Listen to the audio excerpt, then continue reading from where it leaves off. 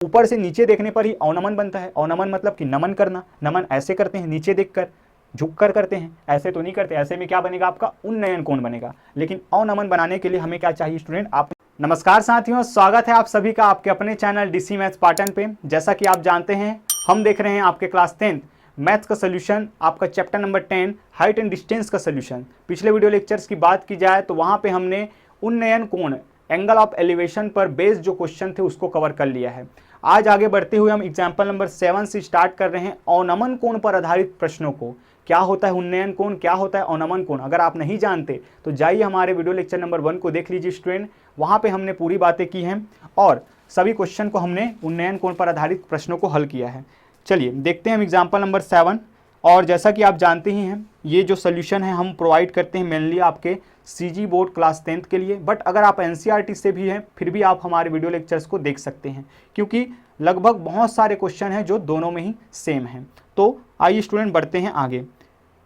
प्रश्न है आपका, भवन के शिखर से भूमि पर एक गमला स्थित है और उस पर जो अवनमन कोण बन रहा है ऊपर से नीचे बन रहा है। ऊपर से नीचे कौन सा एंगल बनता है आपका, अवनमन कोण बनता है, वो 30 अंश है। यदि गमला भवन के पाद बिंदु से 30 मीटर की दूरी पर स्थित हो तो भवन की ऊंचाई ज्ञात कीजिए। ये आपको ज्ञात करना है स्टूडेंट। तो दो तीन चीज़ें हैं, फिर से वही कहानी। सबसे पहले बना लेना है आपको भवन। चलिए तो भवन बना लेते हैं हम। मान लीजिए कि ये क्या है, भवन है, ये भवन है। आप जानते हैं कि ये भवन को हम ऐसे दर्शाएंगे, भवन। भवन का नाम फिर से क्या है, बीसी है। भवन से कुछ दूरी पर गमला स्थित है। तो मान लीजिए भवन के कुछ दूरी पर गमला है ए। ये क्या है, बिंदु ए को हम मान लेंगे गमला।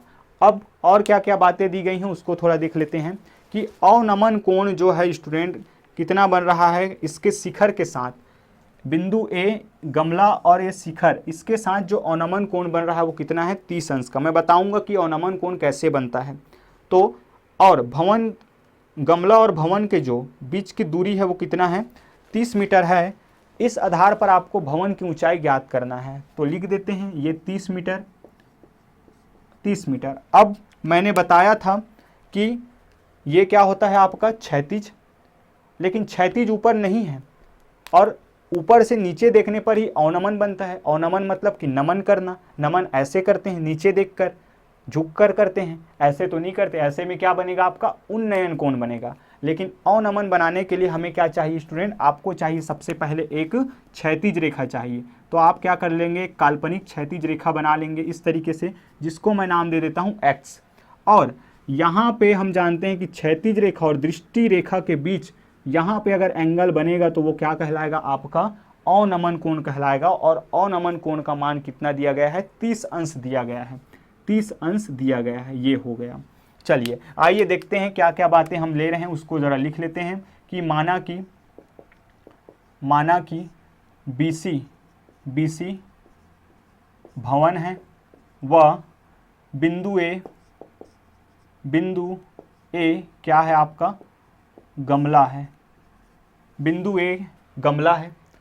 दिया है, क्या चीज़ दिया है, दिया है या प्रश्न अनुसार क्या ए बी दोनों की बीच की दूरी बराबर 30 मीटर तथा एंगल एक्स सी ए बराबर कितना, 30 अंश। एंगल एक्स सी ए बराबर 30 अंश। अब ज़रा बताइए, आपका एंगल यहाँ बन रहा है और ये पूछा जा रहा है भवन की ऊंचाई, कैसे निकालेंगे स्टूडेंट आप। यहाँ तो कुछ नहीं है कि आप इसको एक रेक्टेंगल मान लेते हैं। तो आपको याद होगा मैंने इंट्रोडक्शन वीडियो में बताया था, अगर आप नहीं देखें फिर भी मैं आपको बताऊंगा क्योंकि ये चीज़ें बहुत ही इंपॉर्टेंट है। दो समांतर रेखाओं को यदि एक तिर्यक रेखा काटे तो यहाँ पे बनने वाला एंगल, यहाँ पे बनने वाला एंगल क्या कहलाता है आपका, ऑल्टरनेट एंगल, एकांतर कोण कहलाता है। या यूं कहें कि यहाँ पे एक का अंतर अगर आप इस तरीके से घूमना स्टार्ट करते हैं तो एक का अंतर, इसको ये एंगल, इसको छोड़े ये आएगा। अगर इसकी बात करता तो इसको, फिर ये छोड़ते ये आता। ये दोनों आपस में कैसे होते हैं, एकांतर कोण, हमेशा बराबर। तो ये देख लीजिए, ये दो क्या हो जाएगा, पैरेलल लाइंस होंगे, ये समांतर रेखाएं, ये तिर्यक रेखा। तो यहाँ बनने वाला जो एंगल होगा वो कितना होगा, 30 अंश होगा। ये जेड वाला हमेशा याद रहता है सभी बच्चों को, जेड वाला। तो चूंकि आप क्या जानते हैं, एंगल एक्स सी ए बराबर एंगल CAB क्या, एक आंतर कोण। इसलिए आप क्या कर सकते हैं कि ये वाला एंगल CAB बराबर कितना लिख सकते हैं आप, 30 अंश लिख सकते हैं, 30 अंश लिख सकते हैं। आइए अब बात करते हैं अब समकोण त्रिभुज CAB या ABC कहिए, समकोण त्रिभुज ABC में डायरेक्ट में लगा दूं क्या स्टूडेंट? अब आप जानते हैं बिल्कुल नहीं कि हर बार हम लिखने का आदत जब डालेंगे तो हमें याद रहेगा कि क्या, चूंकि हम जानते हैं कि tan थीटा बराबर लंब बटे आधार, तो लंब बटे आधार, और लंब और आधार का फैसला कैसे होता है आप जानते ही हैं, क्योंकि चैप्टर नंबर 9 में तो यही तो पूरा कहानी था, उसके बिना तो अधूरा, कि जो एंगल हम बात करते हैं, जिस एंगल की बात करेंगे उसके सामने वाला लंब और ये आधार। तो इसलिए 30 डिग्री के लिए मैं बात करने वाला हूँ, तो tan 30 डिग्री, तो इसके सामने वाला ये जो BC है वो क्या हो जाएगा, इसका लंब, और ये जो AB है वो क्या हो जाएगा स्टूडेंट, इसका आधार। आगे जब मैं इसको बढ़ाऊंगा तो tan 30 डिग्री का मान होता है 1/√3, और आगे BC तो क्या है, भवन की ऊंचाई है, इसी को तो हमें ज्ञात करना है।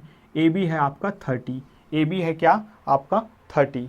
क्या बातें समझ में आई? चलिए, AB है आपका 30। आगे बढ़ते हैं, तो आगे बढ़ते हुए हमारे पास क्या आ गया, कुछ गड़बड़ हो रहा है। tan 30 डिग्री एक बार ज़रा मैच कर लेते हैं। चलिए, नहीं, बिल्कुल सही जा रहे हैं, कोई दिक्कत वाली बात नहीं है। इसलिए यहाँ पे अगर मैं देखूँ क्रॉस मल्टीप्लिकेशन होगा, तो या फिर मैं इस चीज़ को फिर से मैं यहाँ पे दोहरा दूँ कि ये आया है BC/30 डिग्री।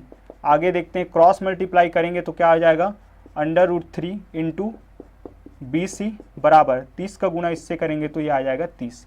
अब देखिए स्टूडेंट, BC हमें चाहिए, भवन की ऊंचाई, ये जब जाएगा इधर तो 30 डिवाइडेड बाय 3, और अभी हमने देखा था लास्ट वीडियो लेक्चर में कि √3 नीचे में नहीं होना चाहिए कोई भी रूट वाला, तो उसको हटाने के लिए क्या करते हैं, हर का परिमेयीकरण करते हैं। तो BC बराबर क्या हो जाएगा 30 और √3, हर का परिमेयीकरण करने के लिए क्या करते हैं, ऊपर में भी √3 का गुणा कर देते हैं और नीचे में भी √3 का गुणा कर देते हैं।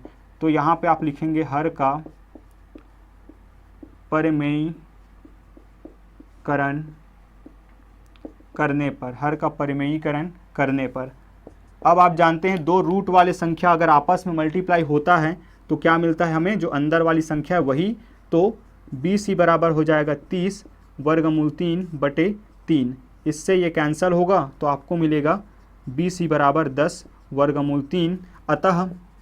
अतः आपको वर्ड्स में लिखना है स्टूडेंट, अतः भवन की